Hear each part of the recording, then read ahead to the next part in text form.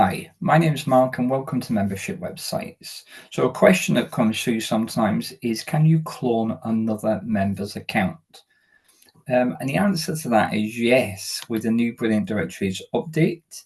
Let's go to My Members, search Members. When your members load up, pick the member you want to clone and then go to Actions, Clone Account, and click on Yes. When you clone the account, you can see the clone member just here. Now, there are a couple of things that won't transfer over within a clone account, and that is the logo. As you can clearly see here, the logo has not transferred over, and also any billing information won't transfer over either. Now, just note as well that the email address changes slightly.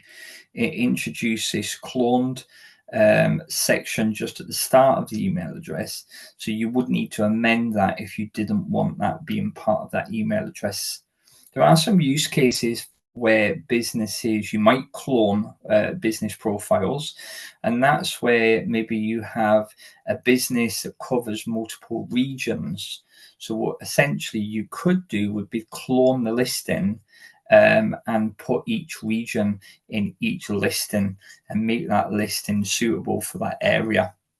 So instead of having to fill out the information multiple amounts of time, you could just clone the listing 5 or 10 times and then put the different business locations in for that business. What I would recommend that you do if you are using the cloned feature is that you go in and make sure that your listings are each optimized for the area and with some fresh content in there, particularly in the about section, because what you don't want is a cut and paste exercise where things are just the same all through your website. The customers aren't getting fresh information, because if your customers aren't getting the fresh information and your site visitors, then the search engines aren't. So essentially all you're just doing is duplicating content, and the search engines will pick up on that.